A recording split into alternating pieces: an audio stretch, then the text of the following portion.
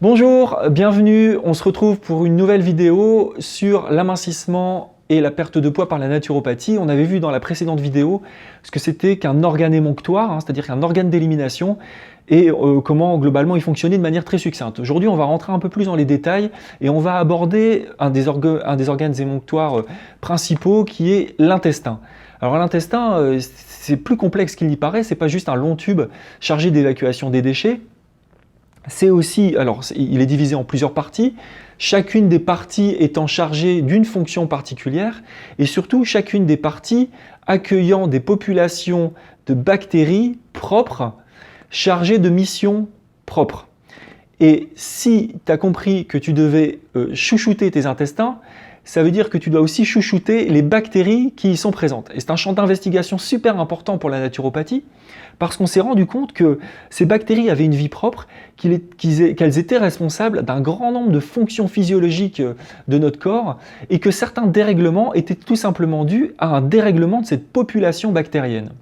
Donc on va avoir comme préoccupation dans cette perte de poids, dans cet amincissement, de s'occuper de cette vie bactérienne pour assurer une élimination des déchets optimale. Alors, on peut aussi expliquer pourquoi on explique de manière génétique que les gens ont une tendance à prendre du poids ou pas. On dit, voilà, c'est la génétique, papa et maman sont plutôt costauds, mon frère et ma petite sœur sont plutôt costauds, donc j'ai un terrain à prendre du poids. Bon, c'est pas tout à fait vrai, parce ça peut être vrai, mais pas forcément, parce qu'on peut aussi trouver les explications dans l'état du microbiote, c'est-à-dire l'état de la population bactérienne intestinale. On peut trouver une raison à ces dysfonctionnements. Ta population bactérienne, du moins la base, ce qu'on appelle la couche basale, t'a été donnée par ta maman au moment de l'accouchement, si ta maman a accouché par voie basse, puisque tu as profité de son microbiote intestinal. Voilà. Et donc cette base, elle va servir de terreau à ta flore à toi, qui va être personnelle, très individuelle, et qui va faire un bon nombre de tes caractéristiques physiques. Donc une des clés pour perdre du poids, ou pour ne pas en prendre, c'est d'avoir une flore intestinale en bon état, un intestin et des muqueuses, c'est-à-dire des parois de l'intestin en bon état. Et la naturopathie, en tout cas les techniques qu'on utilise, visent notamment à restaurer, à protéger la muqueuse, à restaurer la population bactérienne et à la nourrir. On va la nourrir avec des prébiotiques, des fibres hydrosolubles. Donc dans ton alimentation, tu vas avoir des fibres hydrosolubles en grande quantité.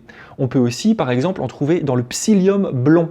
Ils sont des téguments de plantes qui vont nourrir, à proprement parler, le microbiote de ton intestin. Puis après, tu vas pouvoir faire des cures de probiotiques, qui sont, elles, des souches de bactéries qui vont peupler et coloniser ton intestin. On a notamment découvert que chez les obèses, il y avait une souche de lactobacillus qui était en carence profonde, c'est les lactobacillus gasseri, et d'ailleurs, quand on fait des implants fécaux de lactobacillus gasseri chez ces gens-là, il y a une perte de poids assez spectaculaire.